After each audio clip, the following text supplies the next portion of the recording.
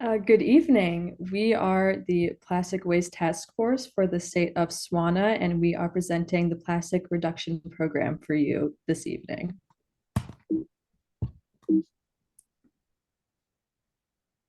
Via our table of context, we will start with the introduction and we'll walk through the waste metrics in SWANA, go through our assumptions, data analysis, and go through each of our solutions, including technology, community change, and policy.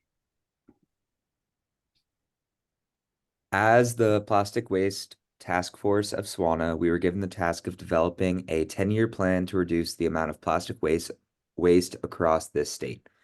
Referred to as the Plastic Reduction Program, with a budget of $8 million, we created a plan including technological innovation, community change, and policy to reduce the amount of plastic waste ending up in landfills in SWANA.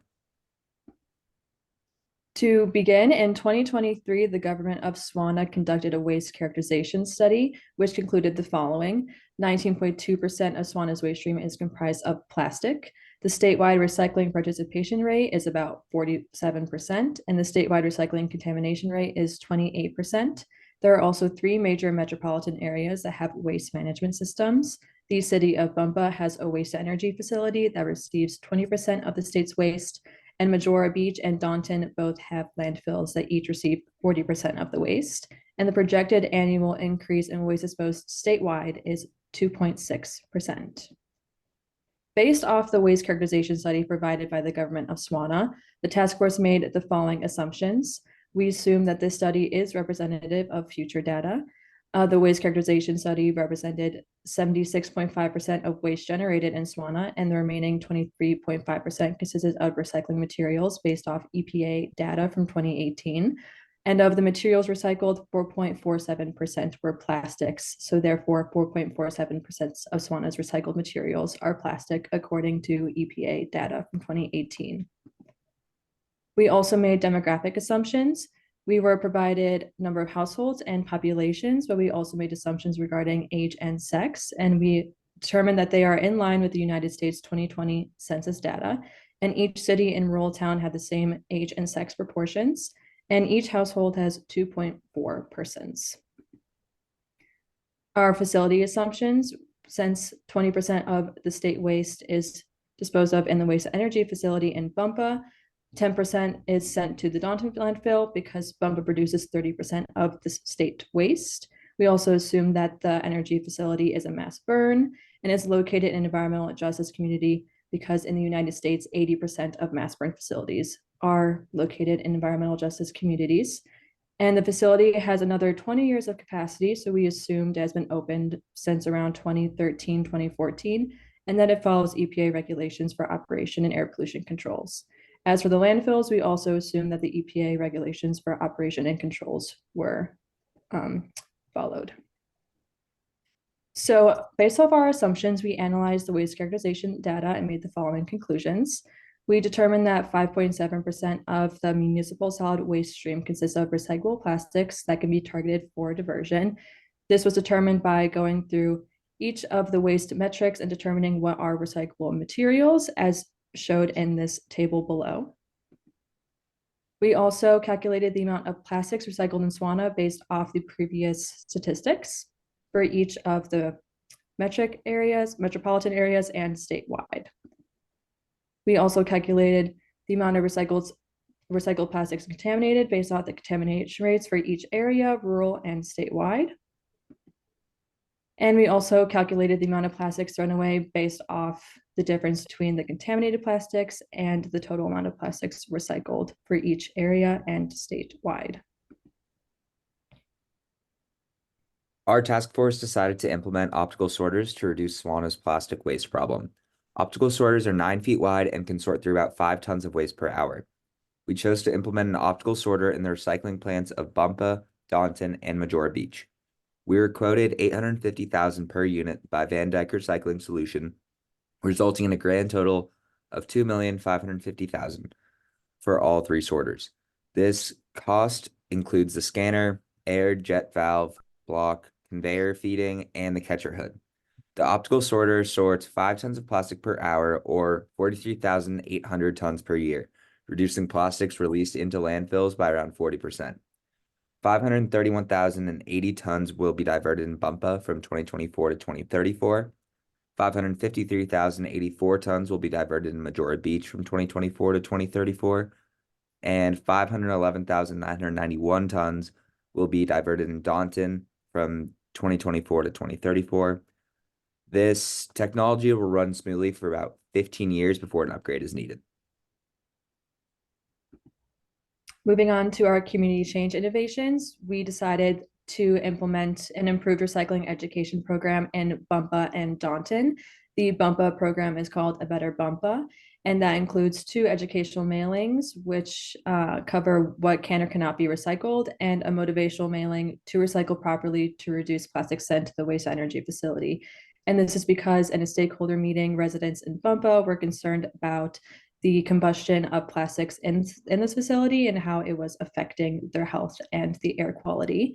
And we will also provide an in-home recycling bin and a cleaning spatula. And Don't Dump Daunton, we will also have 2 educational mailings, what can or cannot be recycled, and a motivational mailing to recycle properly to reduce plastic pollution. And instead, they will have a field team that inspects recycling cars for contamination and marks contaminated bins with cart tags. And for both programs, we will pilot on 5,000 households for 8 weeks. And if they are successful, we will sponsor a year-long run for those 5,000 households. For the costs, Better Bumpa is estimated $20 per household. So the pilot program will be $100,000. After it is successful and we sponsor a whole year on those same households, it will be about $30,000. And this is because the initial cost of the in-home recycling bins and cleaning spatulas will already have been covered, and this is just for the educational mailings. For full coverage by 2034, we will need to increase by 50,250 households a year. The initial cost for those households will be $6,870,000, but that reduces to $343,500 per year. And once the entire city is covered, it will be $2,778,000 per year. And Don't Dump Daunton, it's estimated $10 per household, so the pilot program will be $50,000. And when we sponsor a whole year, it'll cost around $325,000. For full coverage by 2034, an added 583,000 households per year, and an added 2,247,894 per year to cover the entire city by 2034. And these added costs after the pilot and the whole year will be covered by increasing curbside recycling costs. So for plastic reduction, if our goal was to decrease contamination by 50% and increase participation by 30%. So if this is successful in Bumpa from 2024 to 2034, 6,315 tons of plastic will be diverted. In Daunton, we have the same goals, and if they are met over the course of the decade, 6,110 tons of plastic will be diverted from landfills. As for limitations, we assume that in-home recycling bins and spatulas would not need to be replaced, but this could add cost to the program if residents need any replacements. We did not factor in any potential salaries of potential jobs created, and it's not guaranteed to reach the projected goal. For environmental impacts, if the plastic materials are recovered, benefits include conserving resources, reducing water usage, and offsetting GHG emissions. And environmental impacts caused by the production of in-home recycling bins and spatulas should be investigated and determined what is the best alternative. Community impacts, jobs will be created. They will raise the curbside recycling cost in Bumpa to $30.50 a month, and will reduce the amount of plastics waste sent to the energy facility, which should have a positive response from the citizens, but a potential reduction in energy produced. In Daunton, the curbside recycling costs will raise from $30 to $36 per month, and that will probably bring a negative response. For Majora Beach, because they voiced concerns about tourists contributing to a lot of the single-use plastic waste, we decided to implement a hotel policy to reduce the amount of plastic waste by 25%. The responsibility will fall mostly on the hotel owners. The only projected cost would be around $17,000 to cover the implementation of the policy. And hotel owners can expect to pay around $3.45 per room per stay if glass amenities are chosen as an alternative to the single-use plastic. So this is based on the policy in California. Their projected mitigation was 25%. So at first, hotels with over 50 rooms must mitigate their single-use plastic, which will divert around 12.5% of the plastic from the waste stream. Then, assuming that there are equal numbers of under 50 and over 50 rooms, the next 2 years, the hotels with under 50 rooms will start diverting their plastic. So 12.5%, 12.5%, it'll total 25%. So by the end of the 10 years, this is projected to mitigate 656,251 tons of plastic from the waste stream, assuming that there's 100% participation rate. The community impacts, it should be positive, as long as there's a thorough policy in place and as long as people aren't trying to get around the policy. Some limitations would be people not wanting to follow this policy. Increasing fines could be a good way to get around this. Because there are several years to make sure that this policy can be put into action, it'll give hotel and resort owners enough time to make sure they have everything in order to make sure it's successful. All right, now we're moving into commercial policy. The idea here was to implement two main forms of policy. One, to target the introduction of paper bags into retail settings, and one to quickly reduce the amount of plastic bags and film used in retail settings. So first of all, Paper Hero. This is a statewide implemented policy targeting fast food chains, retail stores, and consumer packaging when applicable. Reusable bags will be provided in grocery stores upon the implementation of Paper Hero, and the total investment cost for this policy is around $2.4 million, and this is contingent on the maximum cost to produce large bags, which is 5 cents. So the second policy is going to be plastic phase out, and this is going to target consumer pushback and commercial pushback. Targeted retailers are required to reduce the selling of plastic bags by at least 10% per month for the first year of Paper Hero until 100% reduction of plastic bags is reached. So respective compliance policies will be enacted alongside both policies, but it is important to notice that some exceptions will be made for the plastic phase out, which is anything with medical packaging, anything including raw meats, live animals, biohazards, and materials such as that. Moving on to environmental impacts.